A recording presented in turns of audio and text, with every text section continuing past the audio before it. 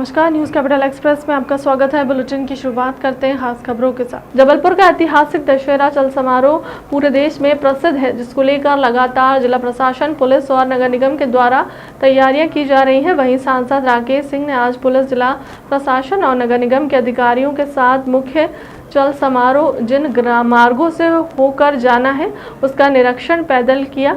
जबलपुर का ऐतिहासिक चल समारोह 3 पत्ती चौक से प्रारंभ होकर हनुमान ताल तालाब तक विभिन्न मार्गों का भ्रमण करते हुए पहुंचा। वहीं इस चल समारोह में मनमोहक झांकियां भी प्रस्तुत की गई, जिसके कारण वह चल समारोह पूरे देश में प्रसिद्ध है। वहीं सांसद राकेश सिंह ने बताया कि जबलपुर ऐतिहासिक चल समारोह को लेकर 3 पत्ती चौक से हनुमान ताल तक का पैदल भ्रमण किया। वहीं चल समारोह में मार्गों का भ्रमण करते हुए जबलपुर कलेक्टर और जबलपुर एसपी और निगम आयुक्त को चल समारोह को लेकर उचित दिशा निर्देश दिए। आज ये पूरा निरीक्षण जो है माननीय सांसद महोदय, कलेक्टर साहब, नगर निगम कमिश्नर साहब के साथ आज ये जो मुख्य चल समारोह है दशहरे का, उसका निरीक्षण किया गया, रूट देखा गया, कैसे ट्रैफिक व्यवस्था बनाएंगे, कहाँ कहाँ मंच लगेंगे, कहाँ डाइवर्जन पॉइंट्स लगेंगे, वो पूरा निरीक्षण किया गया। पूरा हनुमान ताल तक पूरा जो है पैदल जो भ्रमण करके देखा जाएगा। एक समय देश में अत्यंत प्रसिद्ध और चर्चित दशहरा होता था। ऐतिहासिक चल समारोह यहाँ का होता रहा है। जबलपुर के लोग संस्कारवान हैं, संस्कारधानी के निवासी हैं। 9 दिनों तक नवरात्रि के पर्व पर भक्तिमय वातावरण रहता है और 10वें दिन माँ की प्रतिमाएं निकलती हैं दशहरे के इस चल समारोह में। लेकिन ये चल समारोह व्यवस्थित रहे, सुव्यवस्थित रहे, कोई अड़चन ना आए, साफ़ सफाई की व्यवस्थाएं, लॉ एंड ऑर्डर की व्यवस्था, ये सब ठीक रहे और एक बार अधिकारियों को भी ये पूरा मार्ग ध्यान में रहे। इस दृष्टि से आज 3 पत्ती चौराहे से लेकर हनुमान ताल तक और दूसरा पार्ट इसका गढ़ा दशहरे के लिए गौतम जी की मढ़िया से लेकर और त्रिपुरी चौक तक, ये 2 स्थानों का निरीक्षण आज तय रखा है। और जिसमें आपने देखा कि पैदल इस मार्ग पर जाकर जिले के कलेक्टर महोदय, एसपी महोदय, नगर निगम के कमिश्नर महोदय और हमारे सभी भारतीय जनता पार्टी के वरिष्ठ नेतागण, जनप्रतिनिधिगण, ये सभी एक साथ आज निरीक्षण कर रहे हैं ताकि व्यवस्थाएं चाक चौबंद और अच्छी रहें। पिछले 2 वर्षों में कोरोना के कारण हम चल समारोह वैसा नहीं निकाल पाए जैसा निकलना चाहिए था। लोगों के मन में भी तरह तरह के डर थे। चूँकि इस बार माँ की कृपा से वातावरण अनुकूल है और इसीलिए इस बार का समारोह अच्छा हो, ये सबकी कोशिश है। भैया, निरीक्षण में क्या पाया आपने? निरीक्षण में विशेष रूप से जो सकरे स्थान हैं, जहाँ सड़कें ज़्यादा चौड़ी नहीं हैं, वहाँ अव्यवस्था ना हो, इसके लिए कोशिश रहेगी। अधिकारियों ने उसी को विशेष रूप से देखा है और उस पर ही पूरा जोर लगाएंगे।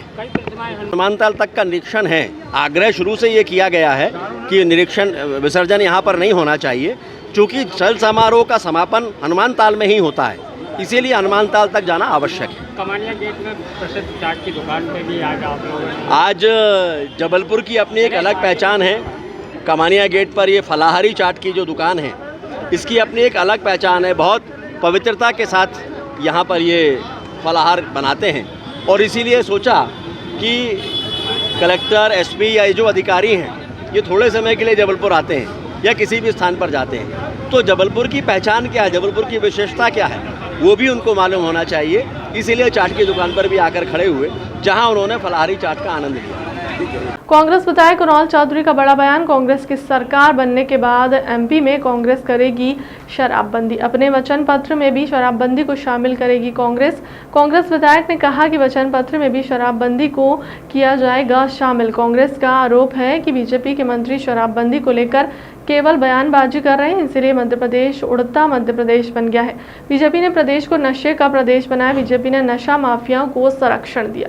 देखिए, इस देश के मूल मुद्दों के लिए माननीय राहुल गांधी जी जो भारत जोड़ो यात्रा, महात्मा गांधी के विचारों को लेके, देश के मूल मुद्दों को लेके जो निकले हैं, और उसी के माध्यम से कांग्रेस का हर कार्यकर्ता सड़कों पे उतर के जनता के मूल मुद्दों पे कि महंगाई किस तरीके से सुरसा की तरफ मुंह फाड़ रही है, किस तरीके से बेरोजगारी का आलम चरम पे है और किस तरीके से नौजवानों के भविष्य का खिलवाड़ होता जा रहा है, उसके खिलाफ एक व्यापक अभियान चला के पूरे मध्य प्रदेश और देश के अंदर कहीं ना कहीं लोगों के बीच में जाएंगे और कहेंगे कि जो मूल मुद्दों की राजनीति उसे करने का काम करें और कहीं ना कहीं जो घृणा, नफरत और लोगों के अधिकारों का कत्ल करने वाली ये सरकार है, इसे उखाड़ फेंकने का काम लोग करें। मध्य प्रदेश सरकार किसी अभियान की शुरुआत नहीं करती है, सिर्फ कैसे मुंह चलाने का काम करती है।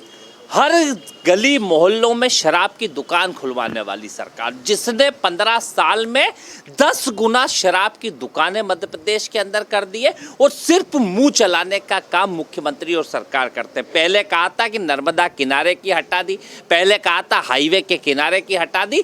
हर जगह देखो नशा माफिया मध्य प्रदेश के अंदर फैला हुआ है, और जिस तरीके से नशे के रूप में मध्य प्रदेश बढ़ता जा रहा है, उड़ता मध्य प्रदेश हो रहा है। यहाँ पे हर तरह के नशे यहाँ के नौजवानों के अंदर घुसते जा रहे हैं, और कहीं ना कहीं इस माफिया तंत्र को संरक्षण देने का काम भारतीय जनता पार्टी के नेता, सरकार में बैठे मंत्री और वो अफसर जो नशे के कारोबार के माध्यम से करोड़ों रुपए कमाने का काम करते हैं, वो इन्हें ताकत देते हैं, मंच पे आके बड़ी बड़ी बातें करते हैं।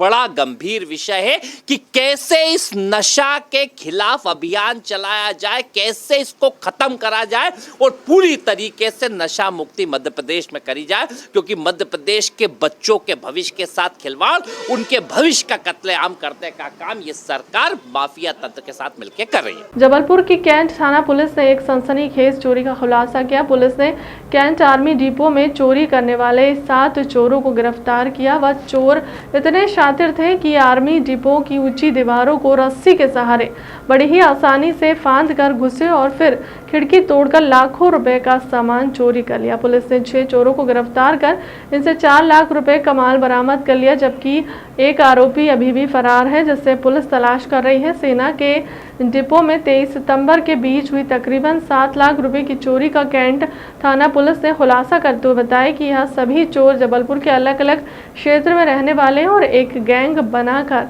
चोरी को अंजाम दिया। 26 सितंबर को आर्मी डिपो की कैंटीन में चोरों ने रस्सी के सहारे दीवारों पर फांदी और फिर खिड़की तोड़कर कैंटीन में रखा सामान चोरी कर लिया। इसमें जो है दिनांक 23 सितंबर से 26 सितंबर तक के बीच में जो आर्मी कैंटीन डिपो है उसमें से लगातार चोरियां हो रही थी और बड़ी मात्रा में नेस्कैफे, कैफ़ी के और आयोडेक्स के वहां से चोरी की गई थी, जिसकी कीमत लगभग 7 लाख रुपए थी।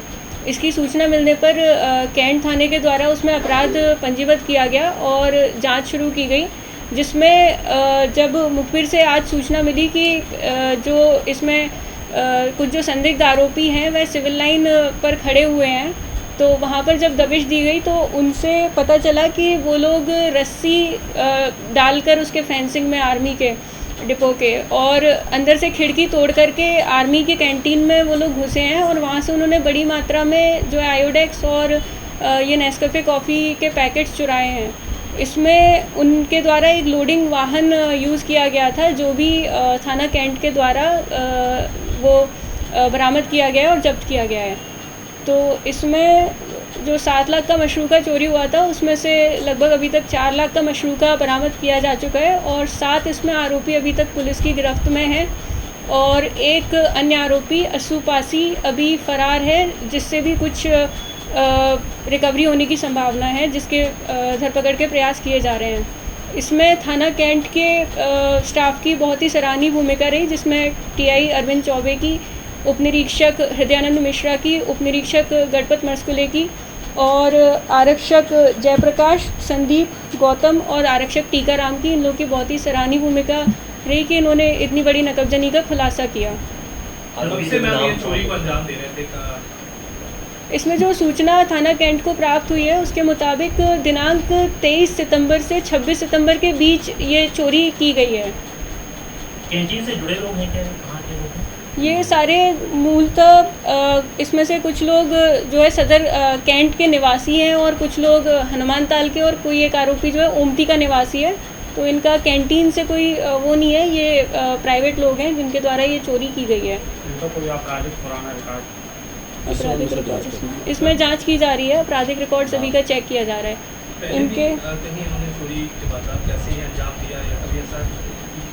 अभी इनसे जो है पूछताछ इस में जारी है कि इनका क्या आज तक इन्होंने चोरियां वगैरह इस तरह की हैं। अब तक इसमें मुख्य आरोपी कौन हैं? इसमें जो मुख्य आरोपी हैं अभी तक राजीव बावरिया जो कैंट का ही निवासी है, करण जाट जो हनुमान ताल का निवासी है, विशाल बावरिया वो भी कैंट का निवासी है, विक्रम उर्फ मोनू दामले वो ओमती का निवासी है।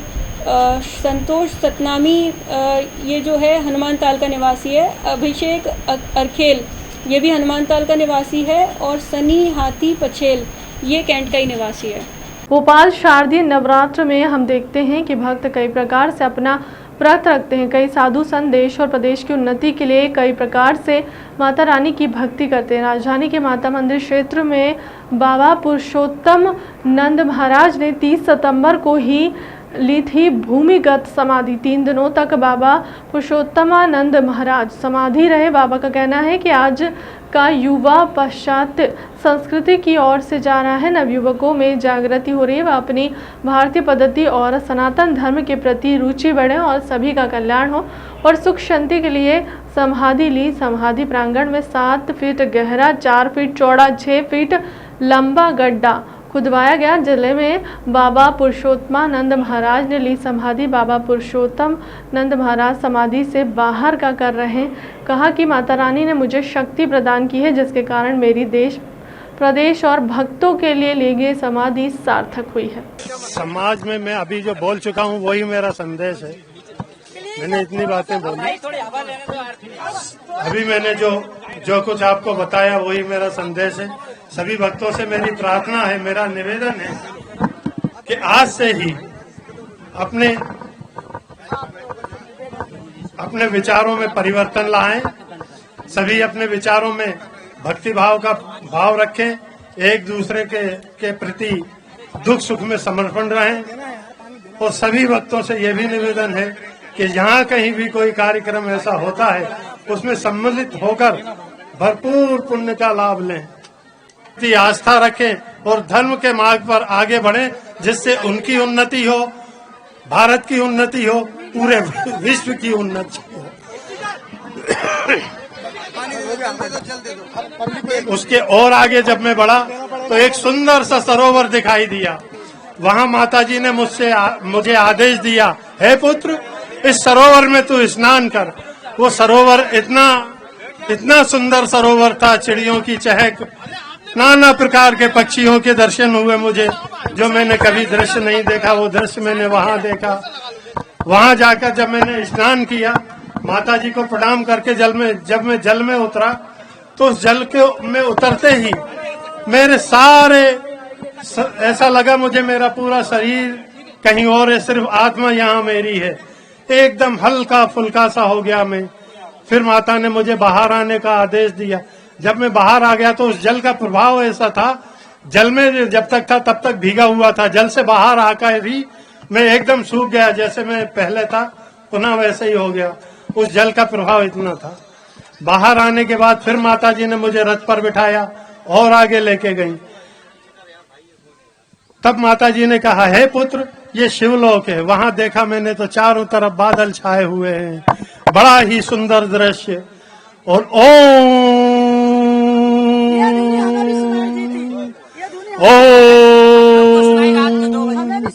ओम आकार की ध्वनि वहां चल रही थी। और आगे बढ़ा, जब माताजी ने बताया ये विष्णु लोक है। विष्णु लोक में भी नाना प्रकार के पक्षी, नाना प्रकार के फल, वे जगत के पालनहार हैं, जगत का पालन करते हैं। उसी प्रकार से उनकी वहां की व्यवस्था थी। और आगे बढ़ा, वह ब्रह्मलोक में प्रवेश किया। ब्रह्मलोक में तपस्या की आवाजें गूंज रही थी, परंतु पूरे ब्रह्मांड में एक ही गुंजायमान हो रहा था, ओम ओम ओम।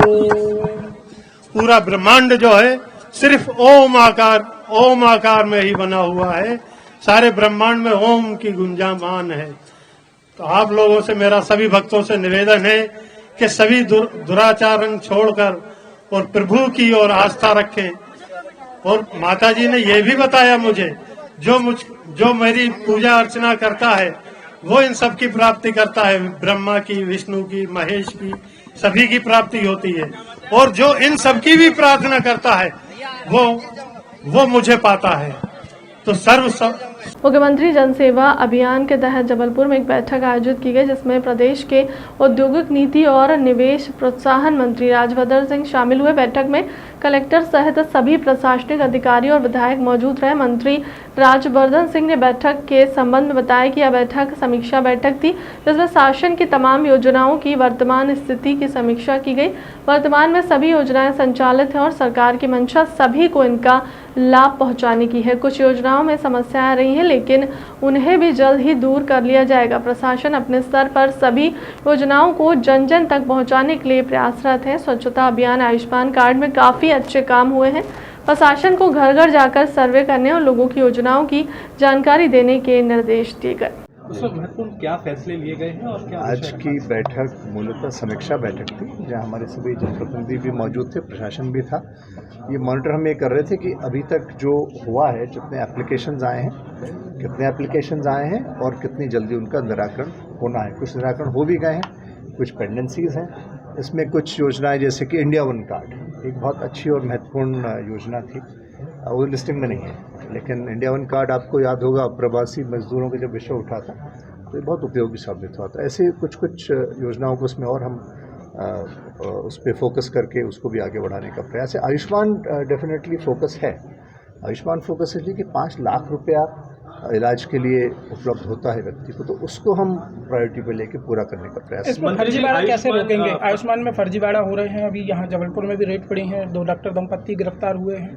देखिए, जहाँ जहाँ कोई भी कमी कमज़ोरी आपके भी ध्यान में आती है, आप उसको स्पेसिफिक नोटिफाई करिए।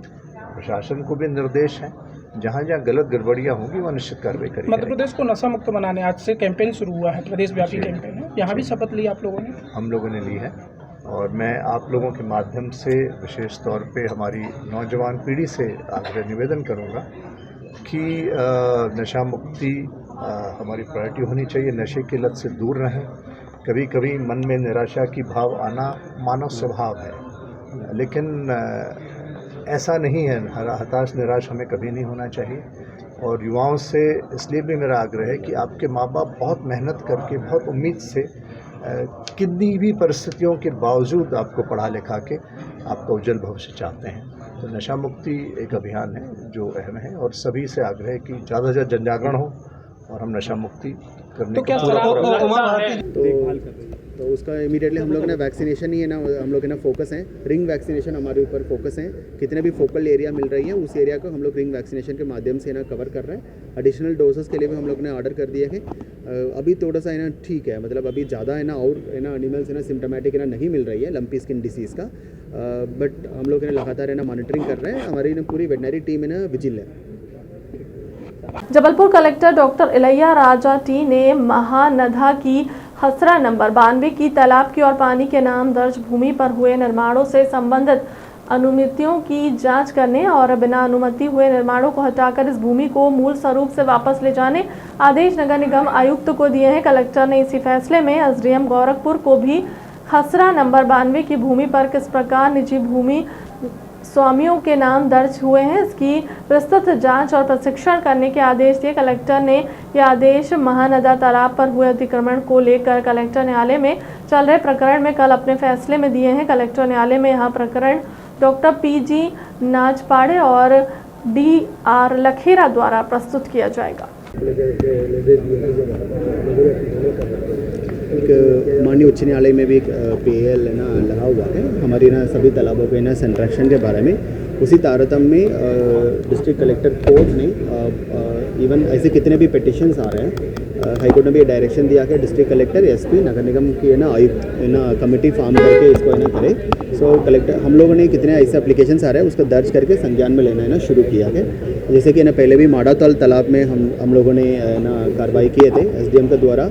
1909 में ना जल मत का है ना था, बीच में ना त्रुटिवश जैसे भी है ना हुआ है, मतलब उसको वापस है ना शासकीय है ना मतलब शासन दर्ज करके उसके जल मत को वापस दर्ज किया गया है। इसी प्रकार का आई थिंक एक एप्लीकेशन आया था, उसमें हम लोग ने पूरा जांच किए हैं।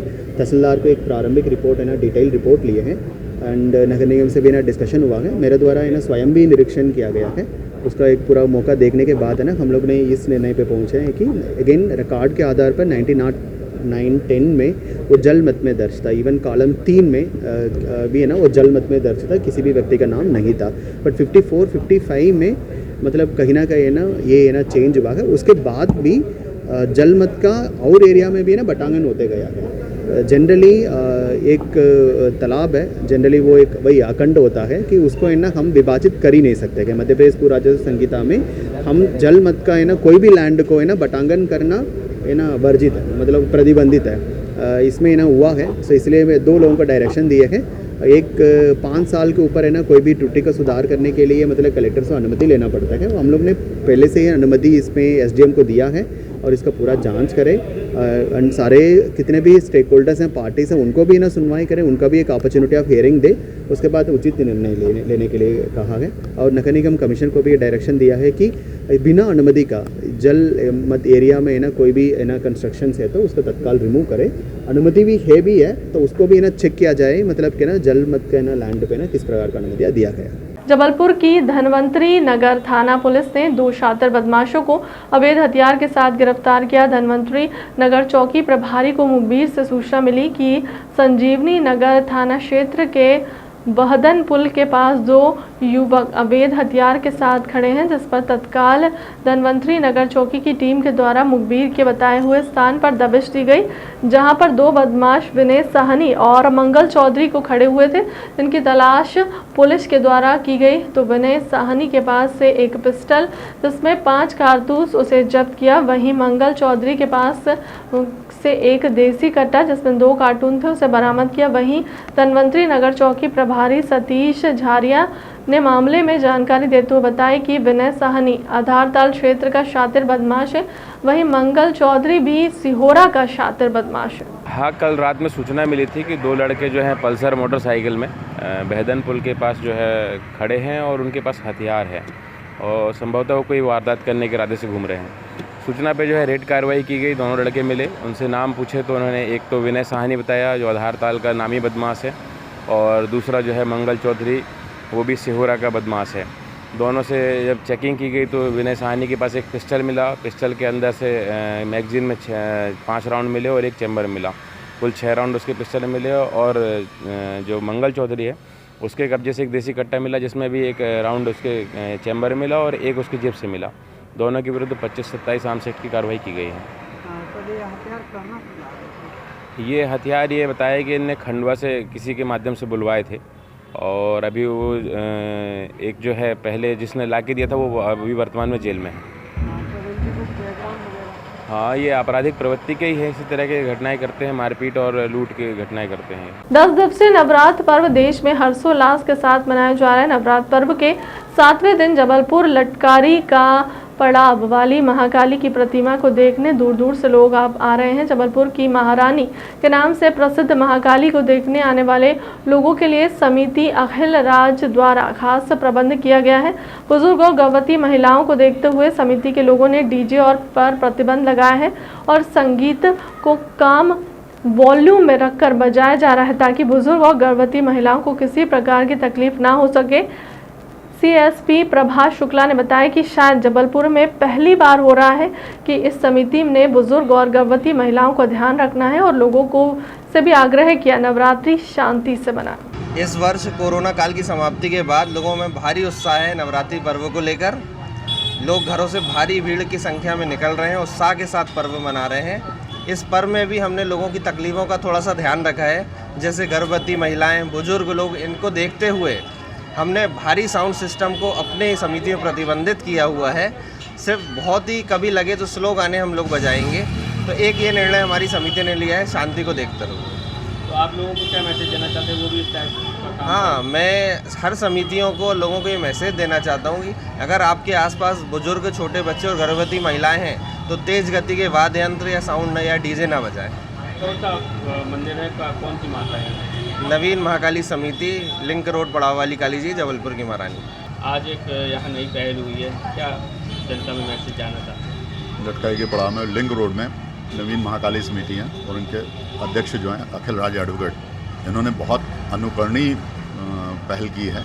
उन्होंने साउंड पर नियंत्रण रखा है, जो कि बहुत समय की मांग है और लोगों को, सभी समिति वालों को चाहिए कि इस पर प्रेरणा लें और इस पर हमेशा पालन करें, जिसकी वजह से जनता भी बहुत प्रसन्न होकर और पूरे मन और संस्कार के साथ पूजा पाठ और खड़े होकर पंडाल में इत्मीनान से भक्ति कर पा रही है। बहुत तेज़ साउंड में लोगों को भी परेशानी होती है और एक दूसरे की बात नहीं कर पाते, समझ भी नहीं पाते हैं। यहाँ पे उनको बड़ी शांति महसूस होती है, तो इसकी वजह से यहाँ बहुत भारी भीड़ लगती है। पुलिस का पर्याप्त इंतजाम किया गया है। फिलहाल के लिए अब तक की खबरों में इतना ही। देश दुनिया की तमाम बड़ी खबरों के लिए बने रहे हमारे चैनल के साथ। नमस्कार।